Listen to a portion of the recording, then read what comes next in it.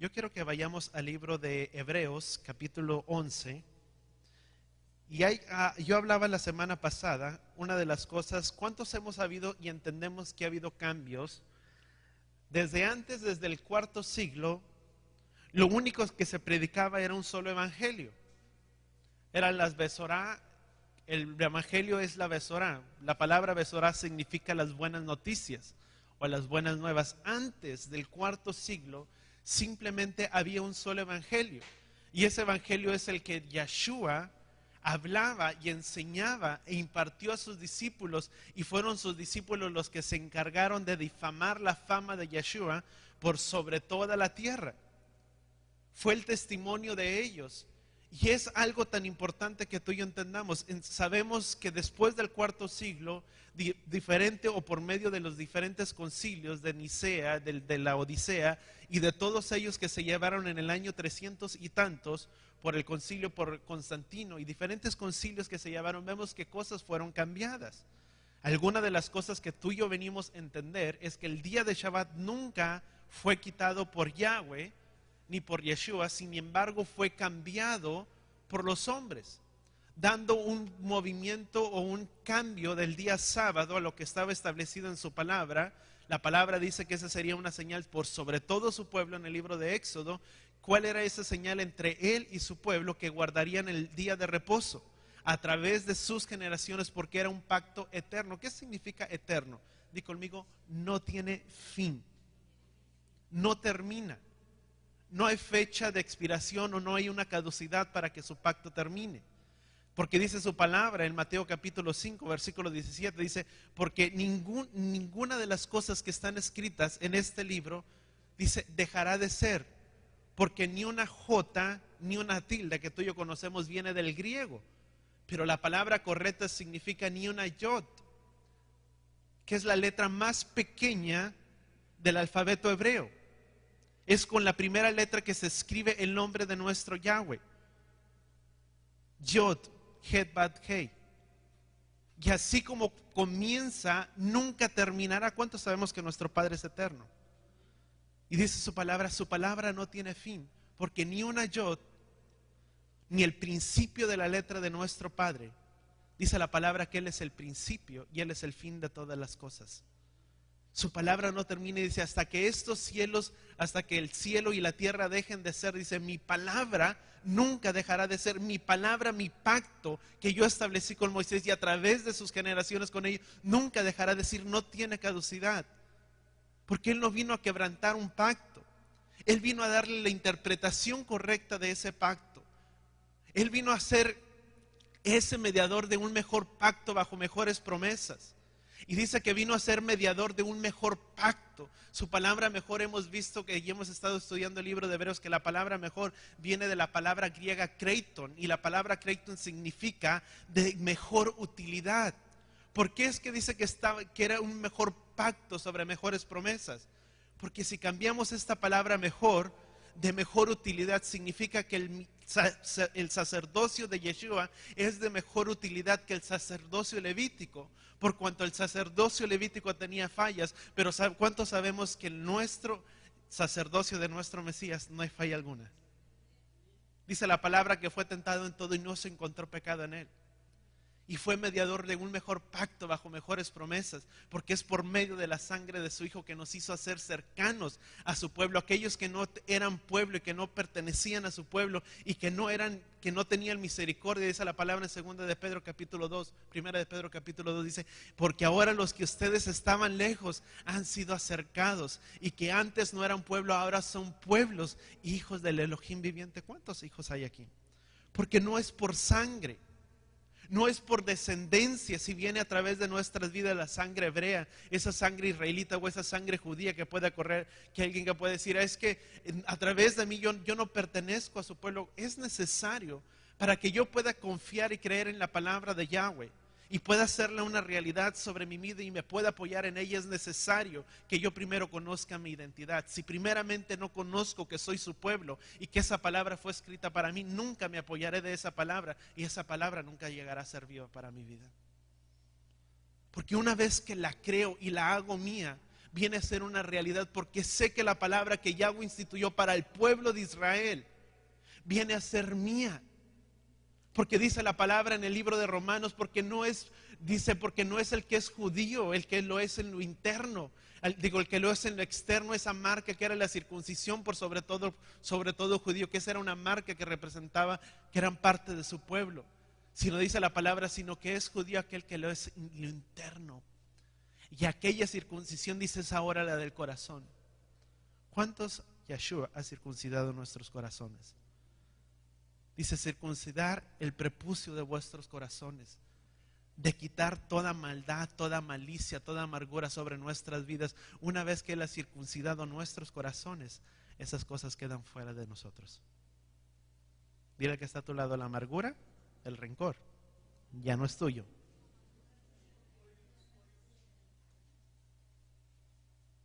Es que me hizo. No. Si Yeshua ya circuncidó mi corazón, ya no es parte mío. Y vinieron a hacer diferentes cambios y vinieron a ser transliterados nombres. Nombres que ya hemos conocido, el nombre de Yeshua, nombres que suenan casi parecido, pero que no son lo mismo. Nombres que suenan parecidos o semejantes, pero no tienen ninguna relación. Nombres transliterados, entre esas traducciones que vinieron a ser cambiadas, una de ellas es la palabra fe. La palabra fe se nos ha enseñado con un concepto griego. Hay dos tipos de mentalidades, y yo lo hablaba la semana pasada. Dos tipos de mentalidades, una de ellas es la mentalidad occidental. Esa mentalidad que se nos fue dada, podríamos decir, dos tipos de culturas, dos mentalidades. Una occidental es algo que ha sido arraigado por nosotros, por el pueblo cristiano, heredado por el pueblo griego.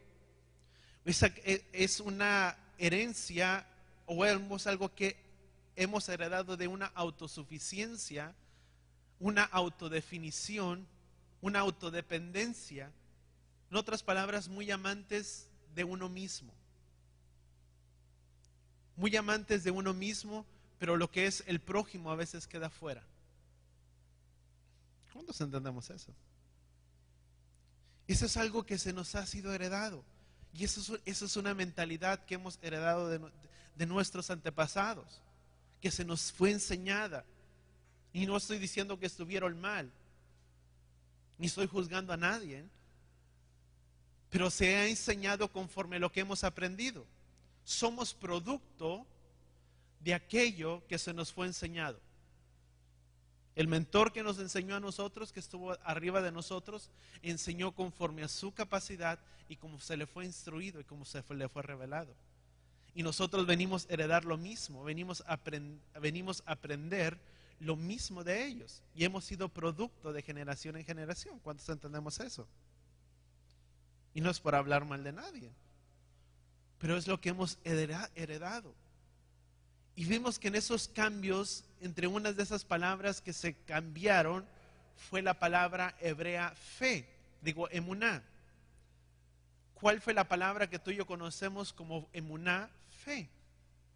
Pero hemos visto que fe es una manera de creer, de simplemente creer en esa palabra o creer en aquel o dejarle responsabilidad de aquel en el que soltó esa palabra, sin que del lado de nosotros represente ninguna responsabilidad.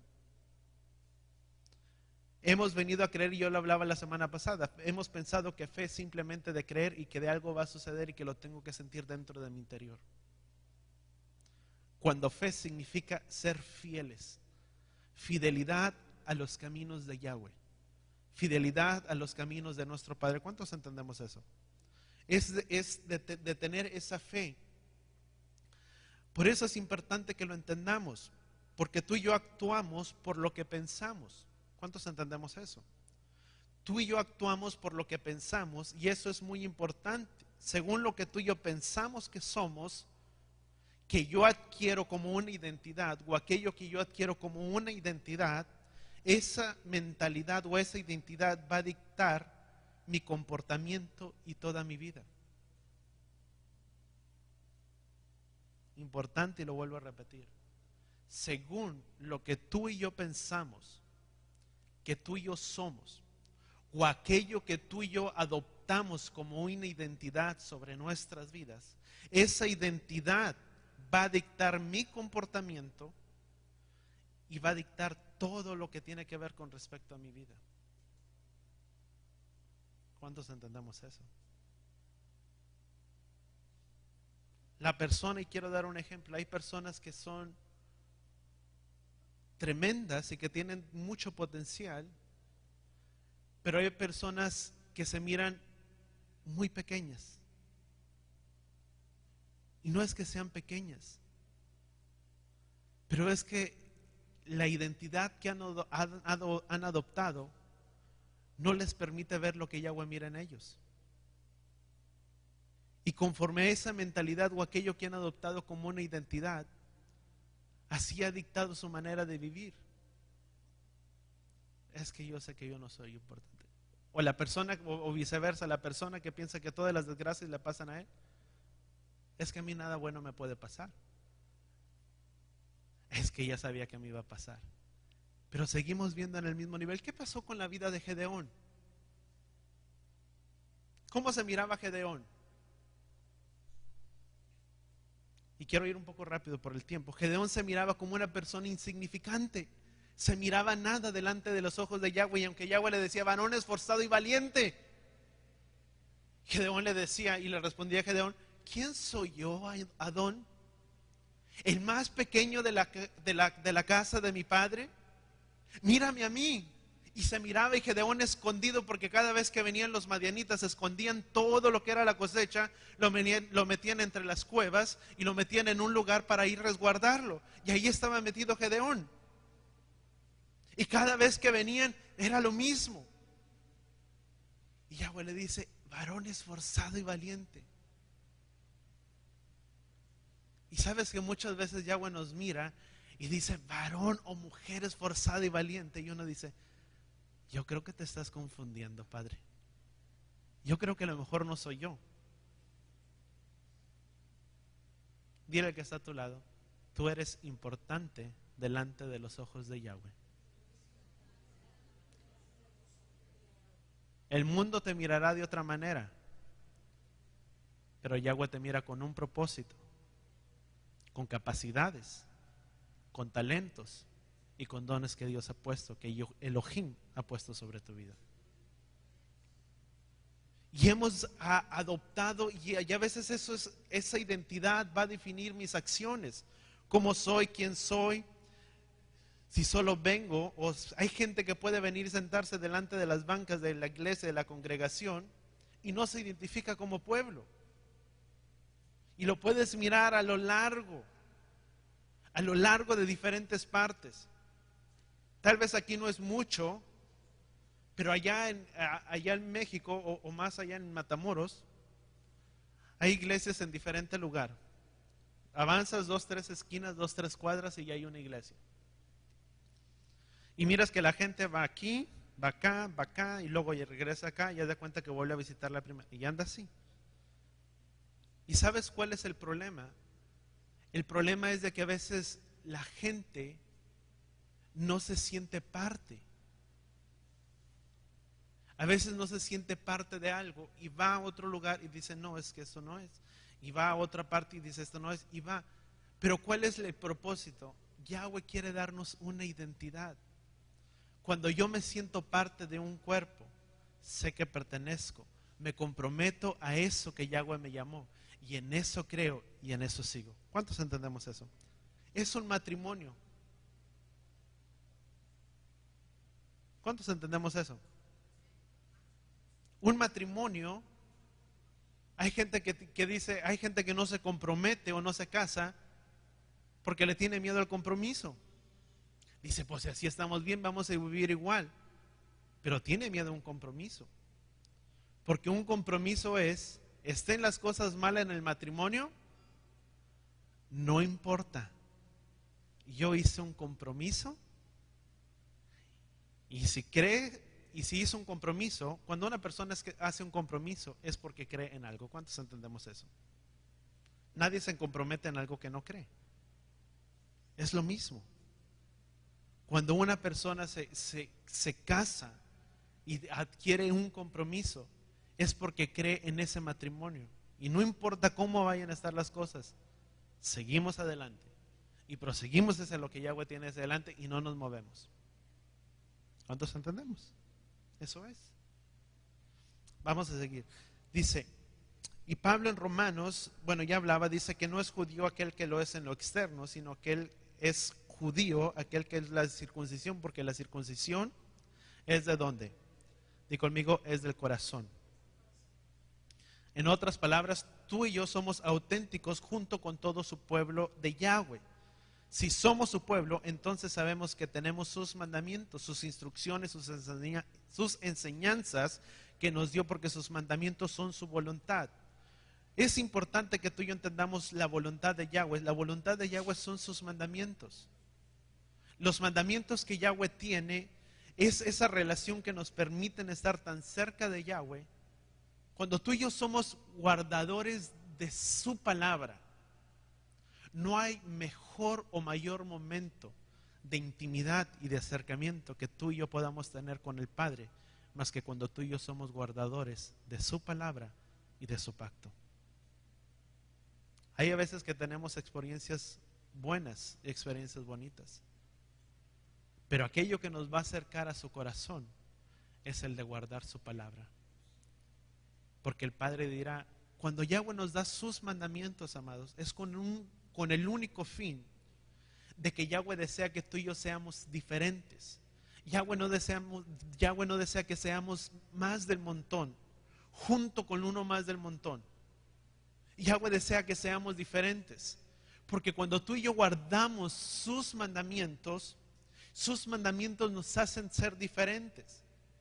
Y que cuando tú y yo nos paramos delante de una sociedad que está tan corrupta y tan quebrantada, cuando tú y yo nos paramos siendo guardadores de sus mandamientos, nos parecemos cada vez más a Él. Porque guardamos su palabra, podemos mostrar la imagen y la semejanza de nuestro Padre. ¿Cuántos sabemos que Yahweh es justo? Que Yahweh es recto, que Yahweh es íntegro, que Yahweh no cambia. Amén.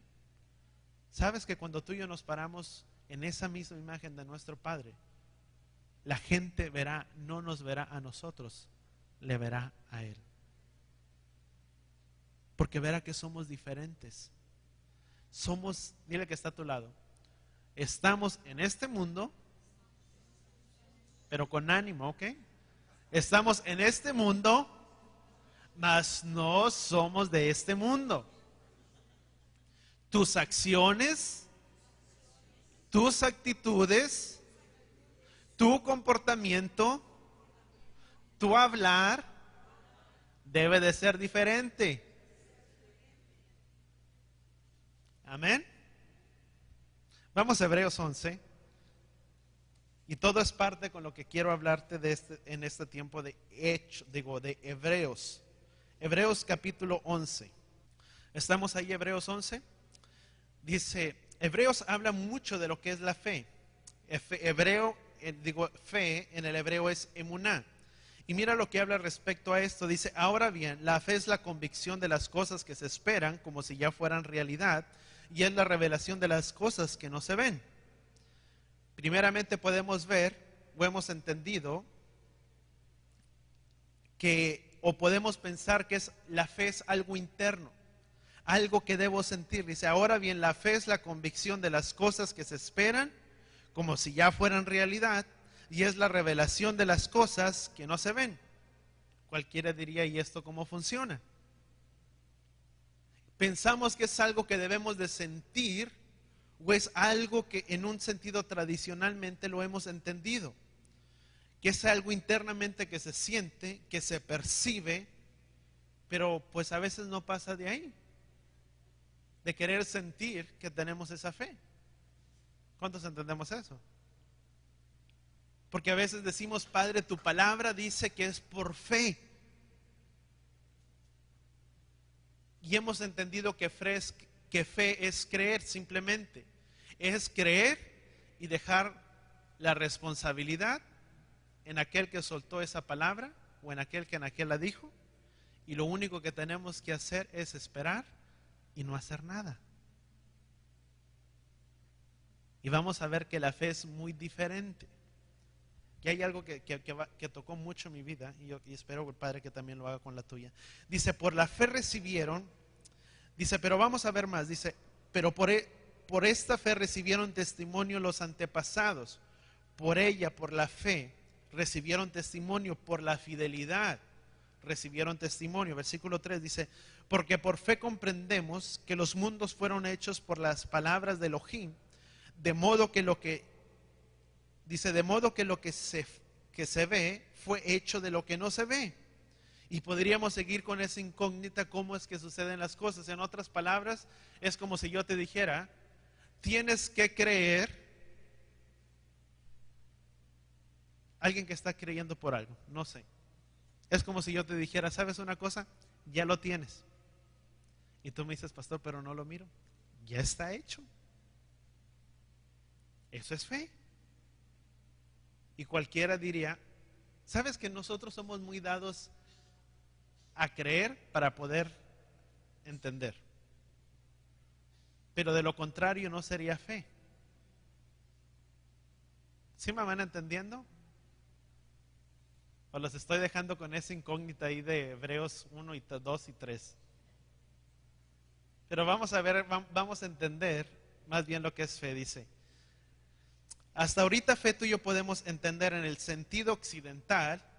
¿Cuál es el sentido occidental o esa mentalidad occidental? Es la griega, la que se nos fue dada.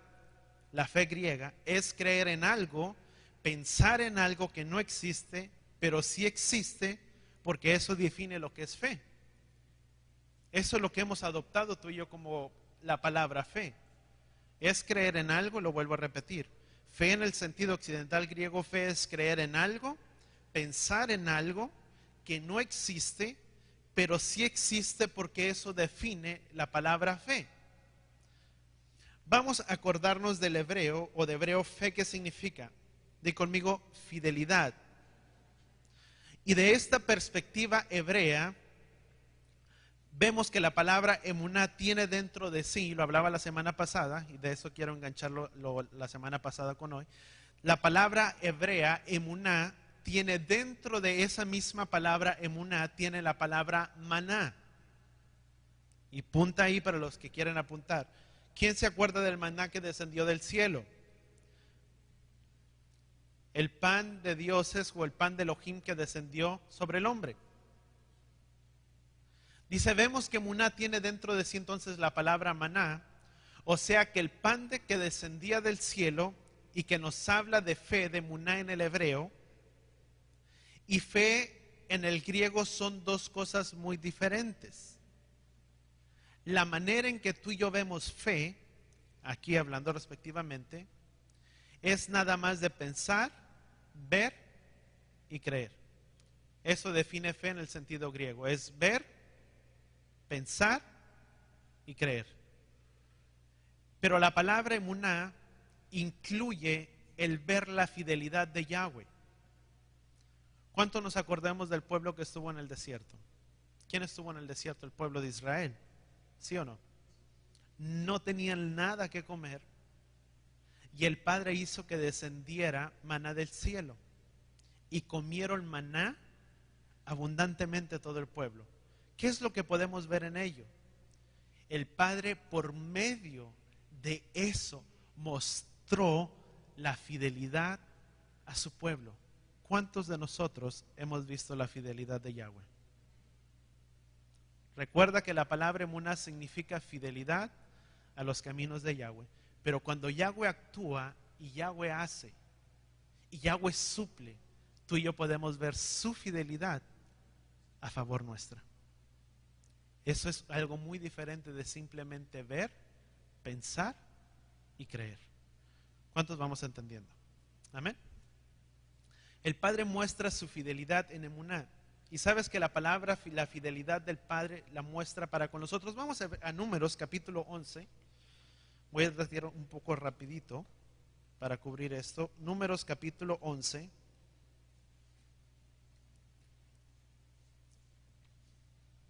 En Números capítulo 11 al capítulo 12, tú y yo vemos un cuadro de algo o de uno que se pone como un infante totalmente dependiente de Yahweh. Y te estoy hablando de Moisés. Pero Moisés llamado es a ser, ¿sabes que Moisés fue llamado a ser papá? O a ser como un papá y no un infante. Vemos que en este cuadro de Números capítulo 11, Moisés adoptó una responsabilidad que Yahweh entregó sobre su vida. Entregó un pueblo y le dejó la responsabilidad como si fuera un padre de guiar, de instruir a toda esa gran multitud. Y vemos que en ese cuadro, en lugar de ser un papá, Moisés vino a tener una imagen de infante delante de la presencia de Yahweh. Vemos cómo, ¿sabes por qué te digo esto? ¿Cuántos tienen hijos? Yo no, ¿verdad? Bueno, tengo ustedes. Tengo muchos. Y créeme que nuestras oraciones constantemente de la pastora son hacia la vida por todo uno de ustedes. Y no es por hablar simplemente, pero es de una responsabilidad. Porque su palabra dice que aun cuando nosotros instruimos y enseñamos, a veces si parecen rudas o ásperas, a veces las palabras que uno pueda soltar, es necesario que uno las tenga que decir. Porque de lo contrario son palabras que si uno no las dice como pastor o de esa manera, créeme que Yahweh demandará eso de nuestras vidas. Y en eso está el obedecer y de sujetarnos a la autoridad. ¿Cuántos entendemos eso? Ser obedientes en todo. Y vemos que en esta palabra de Números, cuando un papá o mamá van a Yahweh en su aposento y lloran y dicen: Padre, ¿qué voy a hacer con mis hijos? Yo no sé cuántos que son padres se han visto en esa situación y dicen: Padre, es que yo ya no sé qué voy a hacer con ellos. Y empieza mamá y papá a llorar delante de la presencia de Yahweh. Sabes que en ese momento se hacen como un infante delante de Yahweh y empiezan a ser dependientes de Él. Dile que está a tu lado: es bueno llorar y quebrantarse delante de la presencia de Yahweh. No, pastor, es que yo no lloro. Los hombres no lloran. Son mentiras. Eso es un machismo. Una mentalidad de que el hombre no llora. Hombre es aquel que aprende a quebrantarse delante de la presencia de Yahweh. Punto. Es uno que se deja ser quebrantado delante de la presencia de Yahweh. Amén. Y vemos aquí, vamos a Números capítulo 11. Números 11.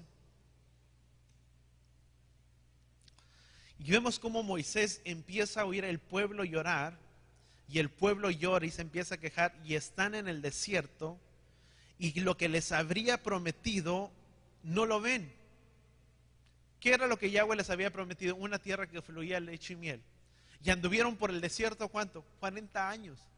Y se quejaron como no tienes idea. Y desearon haber estado en la tierra de Egipto, porque algo que Yahweh les había prometido nunca lo vieron. Y vemos, fíjate, versículo 11. Y mira cómo aquí está la imagen de un padre cargando con sus hijos. Versículo 11, Números 11, versículo 11. Y dijo Moisés a Yahweh: Adón mío, ¿por qué me has tratado tan mal a tu siervo? Fíjate las palabras. Dice: ¿por qué has tratado tan mal a tu siervo? ¿Y por qué no he encontrado favor delante de tus ojos para que me hayas puesto la carga de todo este pueblo sobre mí? ¿Cuántos vemos las palabras de Moisés? Y vemos cómo vemos la imagen de Moisés como un infante de la presencia de Yahweh, cargando como un padre con sus hijos, pero en ese mismo momento el padre con sus hijos está siendo un infante delante de la presencia de Yahweh, pidiendo por ellos. ¿Sabes por qué? Es en la necesidad de tener fe tenemos que romper el orgullo. Llega un momento en nuestras vidas que en ese momento de necesidad de que nuestras vidas tenga esa fe o haya esa fe en nuestras vidas, tenemos que romper con el orgullo El orgullo nunca recibirá nada de Yahweh. El orgullo nunca verá las bendiciones de Yahweh. Nunca le podrá ver, verá el mar o le irá de mal en peor. Porque el orgulloso no recibirá nada. Alguien que aprende a ser quebrantado de la presencia de Yahweh es uno aquel que verá sus bendiciones y mirará la mano de Yahweh poderosa sobre su vida. Porque el quebrantamiento es un obstáculo que no nos deja ver lo que Yahweh tiene para nosotros. Porque el quebranto resiste mientras Yahweh quiere quebrar. Mientras Yahweh quiere moldear, el orgullo se resiste. Y sabes que en eso hay una palabra que siempre hablaba Pastor Hugo y que nunca se me va a olvidar de esas palabras que él decía. Dice, es mejor que seamos como cuchillo en la mantequilla. Dice que corta suavemente. Dice, y que no seamos resistentes como el pan con el cuchillo que no tiene filo, como la barra de pan. ¿Cómo es cuando un cuchillo no tiene filo? ¿Nunca has tratado de cortar algo con un cuchillo que no tiene filo? Muele y muele y muele y muele. Nunca corta, pero cómo quebranta el pan en puros pedazos. Y su palabra dice, es mejor que caigamos sobre la roca y no que la roca caiga sobre nosotros y nos desmenuce. ¿Cuántos de aquí queremos caer sobre la roca? Es mejor ser quebrantados, amado, que venga Yahweh y nos quebrante. Porque el orgulloso nunca verá sus bendiciones, nunca verá aquellas cosas que Yahweh tiene para su vida. Yo quiero que vayas a Habacuc, número 2. Habacuc capítulo 2. ¿Estamos ahí? Habacuc 2, versículo 4.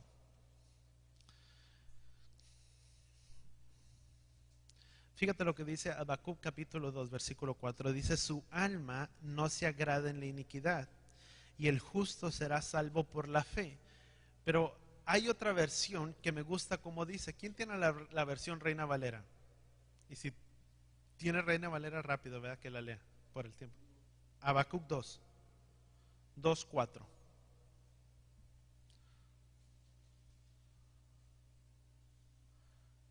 ¿Cómo dice? ¿Sí tiene, hermano Lucho? ¿No? ¿Alguien tiene Reina Valera? Si no avanzamos, aquí la tengo rápido yo. Dice la palabra, dice, para no entrar mucho, dice, he aquí el orgulloso, dice, en su alma no es recta, mas el justo, la Reina Valera y la versión de las Américas dicen eso, dice, mas el justo por su fe vivirá. Pero el primer versículo o la primera parte de ese versículo dice, he aquí el orgulloso, en su alma no es recta. ¿Qué podemos ver el orgulloso? El orgulloso es una persona que no se doblega, mucho menos doblegarse a la voluntad de Yahweh. El orgulloso no deja ser doblegado, no se rinde, puede saber la verdad, pero no se rinde. Así es una persona orgullosa. Sin irnos en muchos ejemplos, podemos ver la vida del rey Saúl y la de David. Hubo algo que marcó muchas diferencias en ellos. ¿Quién hizo peores cosas? Si tú y yo ponemos en una comparativa la vida de David con la vida de Saúl, quien hizo cosas peores fue David. Mas sin embargo la palabra, hay gente que dirá, mas sin embargo, ¿por qué dice la palabra que no había ningún otro conforme al corazón de David? Porque hubo algo, una diferencia entre Saúl y David. Dejarse ser quebrantado por el Padre. Cuando vino el profeta delante del rey David y le dijo, ¿conoces a un hombre? Dice, que es tan injusto y que ha tomado, dice, un hombre que se le perdonó todo. Dice, mas teniéndolo todo, dice, había un hombre que teniendo una sola oveja, dice, vino este hombre y se la quitó esa sola oveja que tenía. Y se levantó en ira el rey David y dijo: ¿quién es este hombre? Y el profeta le dice: tú, porque has tomado la mujer de Urías Eteo, teniendo muchas mujeres en tu palacio. En ese momento se doblegó y se rindió delante de la presencia del Padre. Mas contrario a la vida de Saúl, cuando vino el profeta y no esperó a la palabra que el profeta le había dicho, Samuel, que le dijo: espera hasta que yo venga. Los dos fueron ungidos por la presencia del Padre. Los dos, David fue ungido con el aceite, con el cuerno de carnero, y podemos ver que David fue ungido de la misma manera. David llegó a profetizar junto con todos los demás. Cuando se le dio la orden que fuera en el camino y profetizaría, y el Espíritu de Yahweh vendría sobre él, y profetizó. Y cuando descendió al campamento y mirar que el profeta Samuel no venía, ofreció sacrificio, cuando la palabra había dicho que no lo hiciera, que tenía que esperar al profeta Samuel. Mas no lo hizo.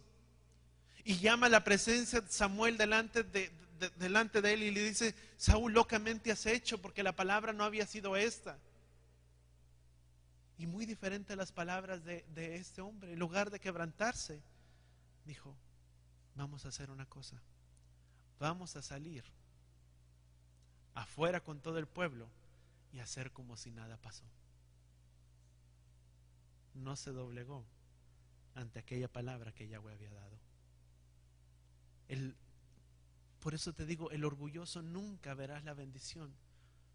Por ese orgullo que Saúl mostró sobre su vida, su reino no permaneció de pie.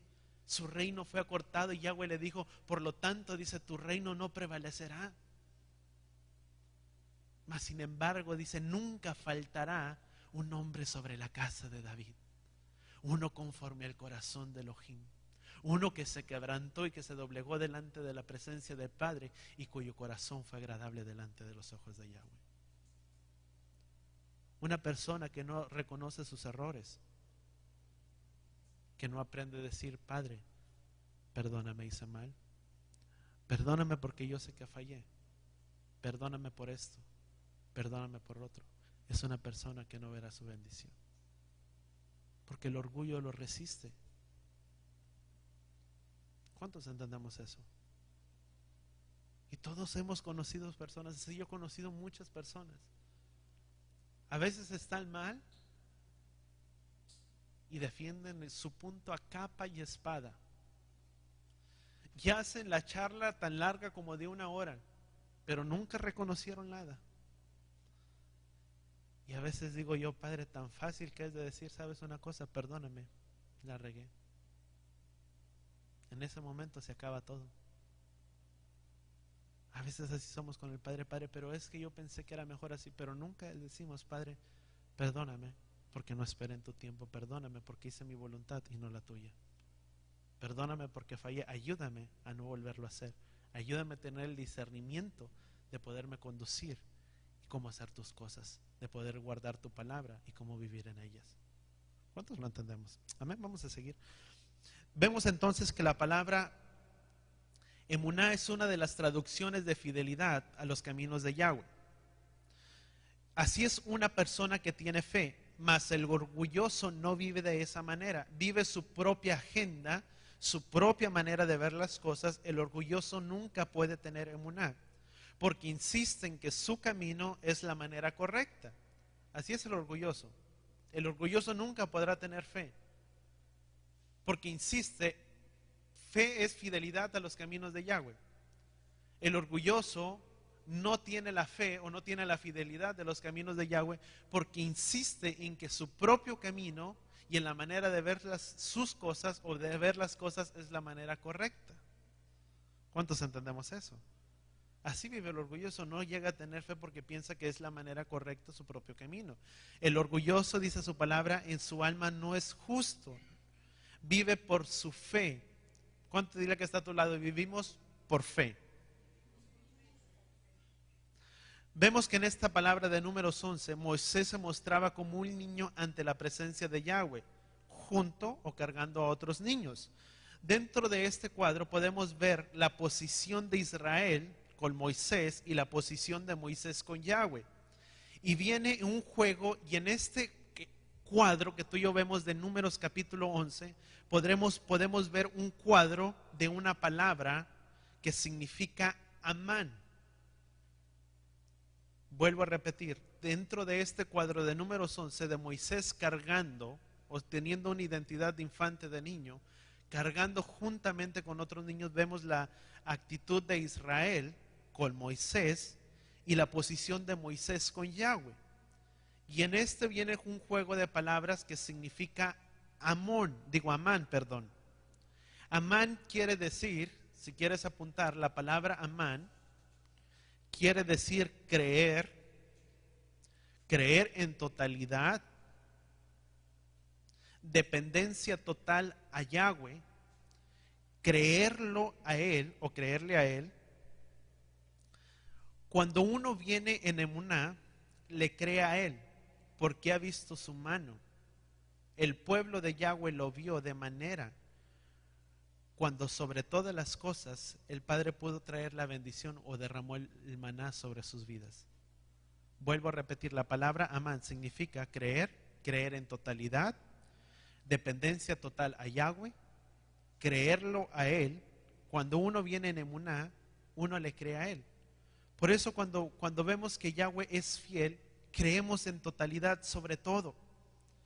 Creemos que lo que Él dice es verdad y hacemos como infantes dependientes de Él. ¿Qué hace un infante dependiente de Él? Tú le dices a tu niño, mañana te llevo, mañana te compro esto. Y el niño dice, ok, mi papá dijo mañana. No está cuestionando, y será verdad, nada más me dijo para calmarme. Cree y dice, mañana va a ser el día.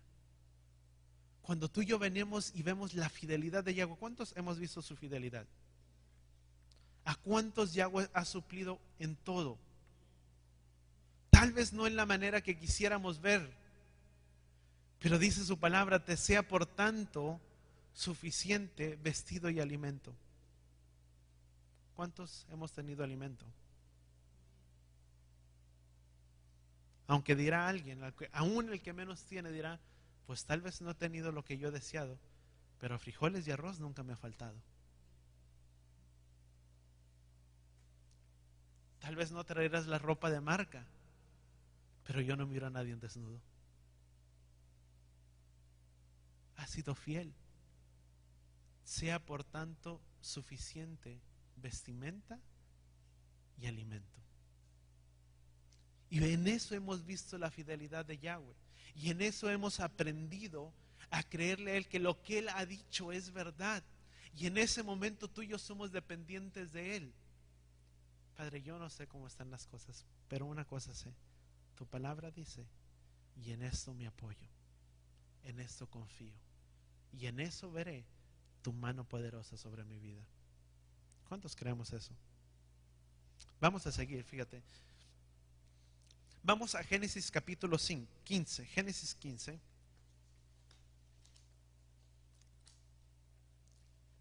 Génesis 15, versículos 5 al 6. ¿Estamos ahí? Génesis 15. Vamos a leer del 1, yo creo. Estamos ahí, Génesis capítulo 15.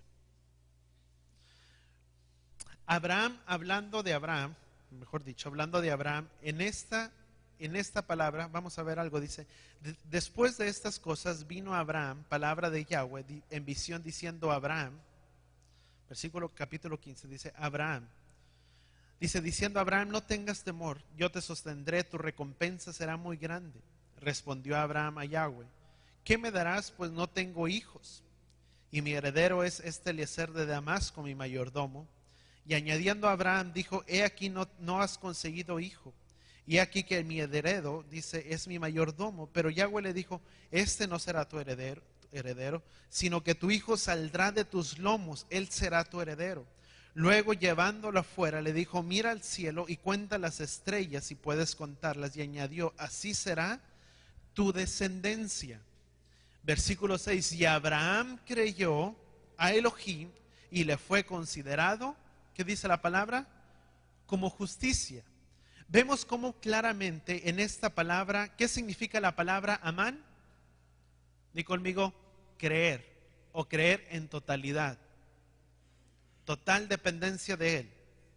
¿Cuántos entendemos eso? Vemos que esta palabra hablada a Abraham está acreditando o relacionando a Abraham con la palabra amán, porque le creyó. Le creyó en totalidad, dice que le fue por contado por justicia, dice, le creyó sobre todo a Yahweh. Él mostró, di conmigo, amán. Creer sobre todo a Yahweh por encima de todo.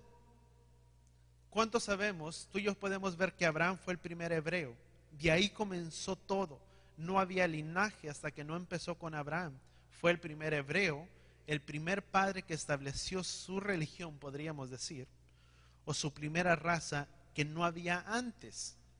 Esto es algo que tú y yo podemos ver. Y lo que hizo fue un pacto, fue la sangre que fue derramada. ¿Cuántos sabemos que hubo sangre derramada por medio de la sangre del Mesías? Eso nos hizo entrar en pacto con nosotros. Hizo pacto, dice versículo 15, versículo 6 nuevamente, 5 y 6, Génesis 15. Dice, luego llevándolo fuera le dijo, mira el cielo y cuenta las estrellas si puedes contarlas, y añadió, así será tu descendencia. Y Abraham creyó a Elohim y le fue considerado como justicia. Vemos algo, Abraham le creyó ¿a quién? A Yahweh. Si Yahweh dijo, así es, todo lo que hago, dijo Abraham, así va a ser. Dice la palabra, el amán quiere decir porque lo creo, y si quieres apunta esto, el amán quiere decir porque lo creo, todas mis acciones van a reflejarlo. O porque lo creo, mis acciones lo mostrarán, o mostrarán lo que creo, muy diferente a lo que es el gentil o la fe gentil. Amán significa creer en totalidad. O porque le creo a Yahweh, o porque tengo fe en Yahweh, todas mis acciones mostrarán que lo creo. Mis actitudes, todo va a reflejar que le creo a Él. ¿Qué dice la palabra? Muéstrame tu fe y yo te mostraré mi fe por mis obras. ¿Cuántos entendemos eso? ¿Qué significa esto? Mis acciones van a reflejar que le creo a lo que su palabra dice. ¿Cuántos entendemos eso? Muy diferente a lo que tú y yo hemos entendido. El Padre tiene su Hijo y y podemos tener, es algo de creer. Mi vida de creer, mis acciones serán totalmente cambiadas a lo que creo. En la fe griega decimos, yo creo que por las llagas o por sus llagas hemos sido sanados. Pero a veces no implica nada más allá. La palabra amán es toda la palabra hebrea, tiene una palabra de raíz. Y con eso quiero entrar a un punto muy importante. La palabra amán, todos sabemos que toda raíz o toda palabra hebrea tiene una palabra de raíz. ¿Cuántos entendemos eso? La palabra amán tiene una palabra de raíz, o sea que esa palabra de raíz significa emuná. Esta palabra de emuná tiene otras palabras de raíz dentro de emuná que significan la palabra amán. La palabra de raíz dentro de emuná es la palabra amán. Todos y cada uno tienen palabra de raíz, cada significado. ¿Y qué significa esta palabra amán? Hay una cosa que tú y yo debemos de entender. En el hebreo, cada palabra tiene, o cada letra del alfabeto tiene un pictograma que se le podría llamar. Tiene una palabra que habla respecto o que tiene un significado. Tiene un cuadro de algo o refleja algo. Y amán se escribe con 3 palabras. ¿Cuáles son esas 3 palabras en las que se escribe la palabra amán? Aleph,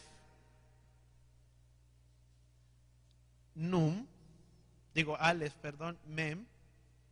Vuelvo a repetir, la primera es Aleph, la segunda es Mem y la tercera es Nun.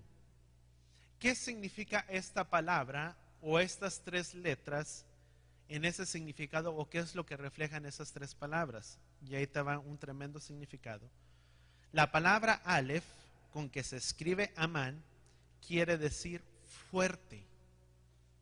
La palabra Aleph, con la que se escribe la palabra Amán, significa o quiere decir fuerte. La segunda letra, Mem, quiere decir poderoso. La tercera letra, Nun, quiere decir hijos. Vuelvo a repetir, fuerte, poderoso y la tercera, hijos. Entonces, ¿qué quiere decir esta palabra hebrea, Amán? Quiere decir que los hijos que son de la fe son hijos fuertes y poderosos. Tremendo, ¿eh? ¿Cuántos entendemos eso? Dile que está a tu lado, tú eres un hijo fuerte y poderoso. Me apoyo. En tu palabra me afirmo y en tu palabra yo camino. ¿Cuántos entendemos? Amén.